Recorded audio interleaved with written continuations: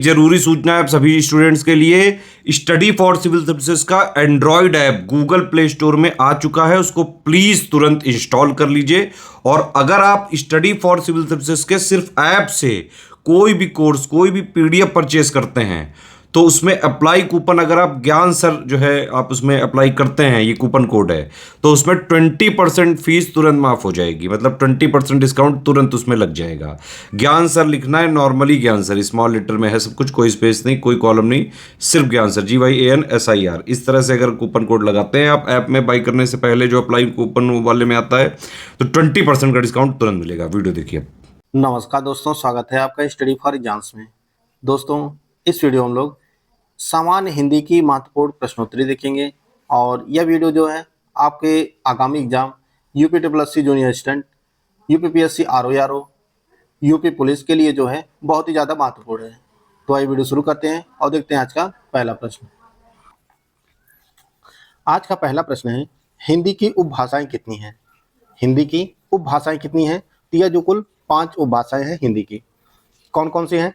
राजस्थानी, पश्चिमी हिंदी, पूर्वी हिंदी, बिहारी और पहाड़ी। ये 5 उपभाषाएं हैं हिंदी की। इसका ऑप्शन बी जो है वह सही है। अगला प्रश्न है, आवारा मसीहा।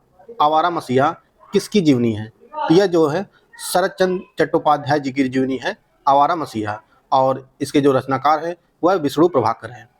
और इसका जो पहला संस्करण है वह 1974 में प्रकाशित हुआ था। तो इसका ऑप्शन बी जो है वह सही है। आवारा मसीहा जो है वह शरतचंद्र चट्टोपाध्याय जी की जीवनी है। अगला प्रश्न देखते हैं हम लोग।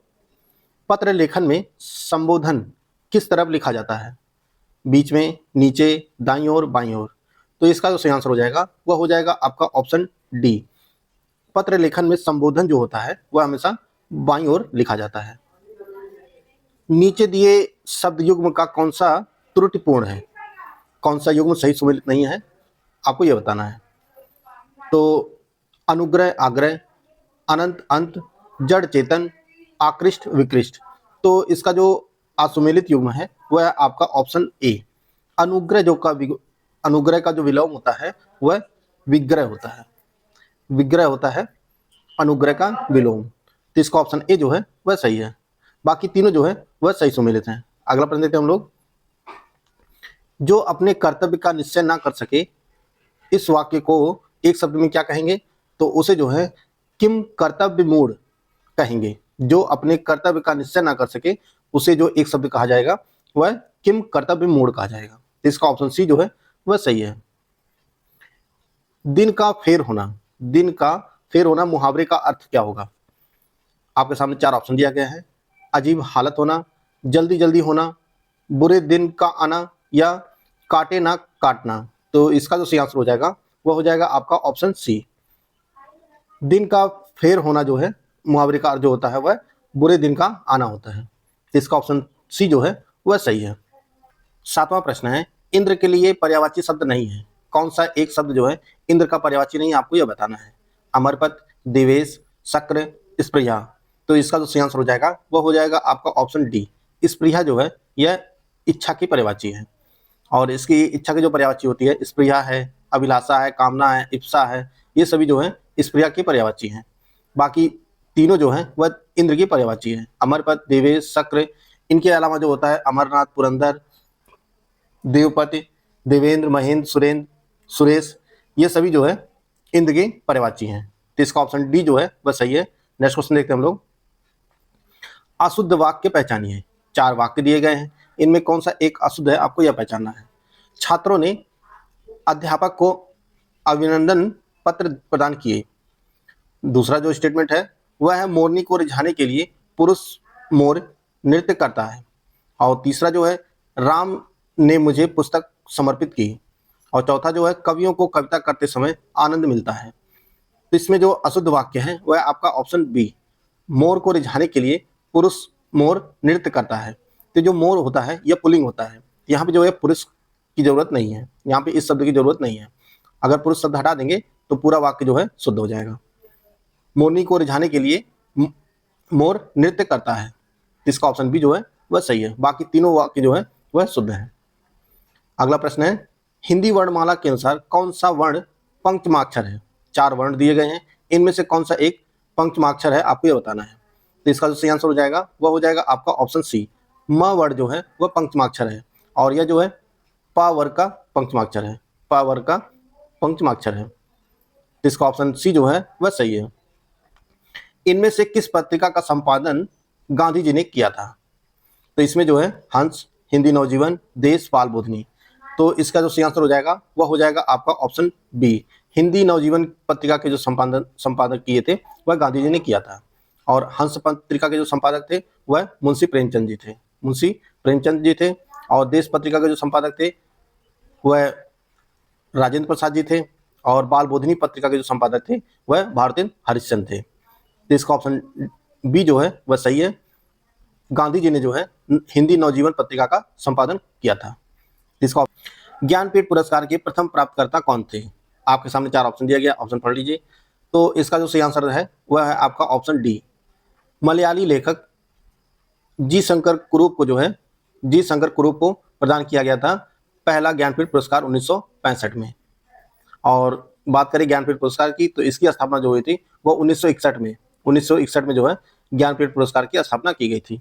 तो इसका ऑप्शन डी जो है वह सही है, पहला ज्ञानपीठ पुरस्कार जो है जी शंकर कुरूप को मिला था। अगला प्रश्न देखते हैं हम लोग, अलंकार के मुख्य भेद कितने होते हैं? 3, 7, 6, 5। तो इसका जो सही आंसर हो जाएगा वह हो जाएगा आपका ऑप्शन ए, अलंकार मुख्य रूप से जो है 3 प्रकार के होते हैं, शब्दालंकार, अर्थालंकार और उभयालंकार।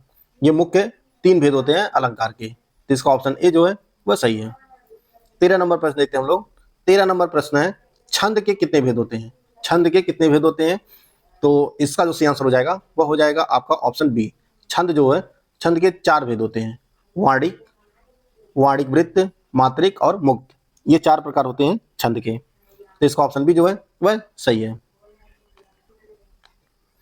समास का अर्थ क्या होता है? समास का अर्थ क्या होता है? विस्तार, संक्षेप, लंबा या इनमें से कोई नहीं। तो इसका जो सही आंसर हो जाएगा वह हो जाएगा आपका ऑप्शन बी, समास का जो शाब्दिक अर्थ होता है वह होता है संक्षेप।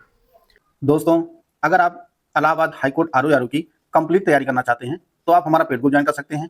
यह पेड ग्रुप जो है दोनों भाषाओं में उपलब्ध है, हिंदी इंग्लिश दोनों में, जिसमें भी आप कंफर्टेबल हैं ले सकते हैं। Full paid group with doubt clearance की जो फीस रखी गई है वह मात्र 5100 रुपये रखी गई है। अगर आप डाउट क्लियरेंस का ग्रुप नहीं लेना चाहते हैं, सिर्फ स्टडी मटेरियल लेना चाहते हैं, तो इसके लिए जो फीस रखी गई है वह 36 रुपये रखी गई है। इसमें आपको टेस्ट सीरीज और फुल स्टडी मटेरियल जो है प्रोवाइड किया जाएगा, साथ में जो है पेड क्विज भी है। अगर आप सिर्फ ओनली स्टडी मटेरियल लेना चाहते हैं जिसमें जो है डाउट क्लियरेंस और टेस्ट सीरीज नहीं लेना चाहते हैं, तो इसके लिए जो फीस रखी गई है वो मात्र 26 रुपये रखी गई है। अगर आप टेस्ट सीरीज ज्वाइन करना चाहते हैं सिर्फ, तो इसके लिए जो 1000 रुपये फीस है। अगर आप ओनली पेड ग्रुप ज्वाइन करना चाहते हैं तो इसके लिए जो फीस रखी गई है वो मात्र 1100 रुपये रखी गई है। इनमें से कोई भी आप ग्रुप ज्वाइन करना चाहते हैं तो उसके लिए जो आप 8564880530 या 7523864455 जो है कॉल या व्हाट्सएप करके पेड ग्रुप की जानकारी प्राप्त कर सकते हैं। पेड ग्रुप आप हमारे स्टडी फॉर सिविल सर्विसेज के ऐप से भी परचेज कर सकते हैं। कुजन, कुजन का सही अर्थ क्या है? आपके सामने 4 ऑप्शन दिया गया, ऑप्शन पढ़ लीजिए। तो इसका जो सही आंसर हो जाएगा वह हो जाएगा आपका ऑप्शन डी।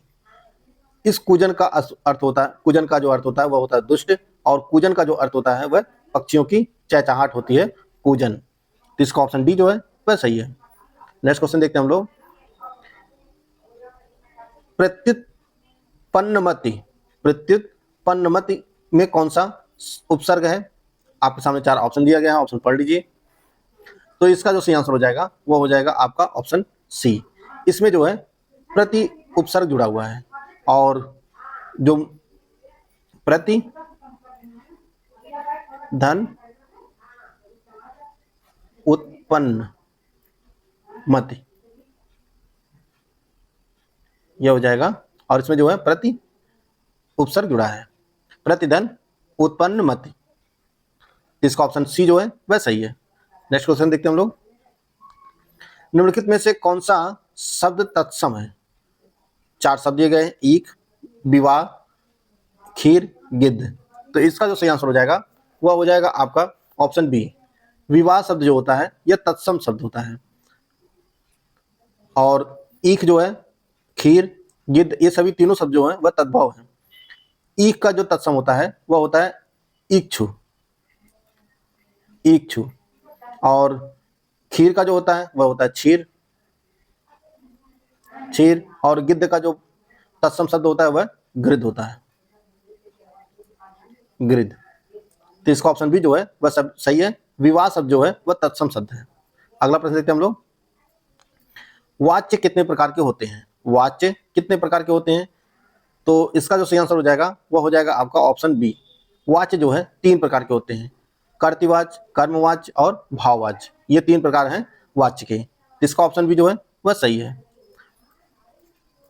क्वेश्चन नंबर 19 देखते हैं, उस डाली पर एक मैना बैठी है, उस डाली पर एक मैना बैठी है, उपयुक्त काल पहचानिए। वाक्य में कौन सा काल है आपको पहचानना है। पूर्ण भूतकाल है, पूर्ण वर्तमान काल है, पूर्ण अपूर्ण भूतकाल है या सामान्य भूतकाल है। तो इसका जो सही आंसर हो जाएगा वह हो जाएगा आपका ऑप्शन बी। उस डाली पर एक मैना बैठी है, वाक्य में जो है पूर्ण वर्तमान काल है। तो इसका ऑप्शन बी जो है वह सही है। निम्नलिखित शब्दों में से कौन एक बहुवचन है? 4 शब्द दिए गए हैं, सोना, बुराई, गली, अक्षत। कौन सा एक बहुवचन है आपको ये बताना है। तो इसका जो सही आंसर हो जाएगा वो हो जाएगा आपका ऑप्शन डी। अक्षत शब्द जो है यह बहुवचन है। बाकी सोना, बुराई, गली ये तीनों जो है एक वचन के शब्द हैं। तो इसका ऑप्शन डी जो है आपका सही हो जाएगा। दोस्तों आज के वीडियो समाप्त करते हैं, मिलते हैं नेक्स्ट वीडियो में। तब तक के लिए जय हिंद, जय भारत।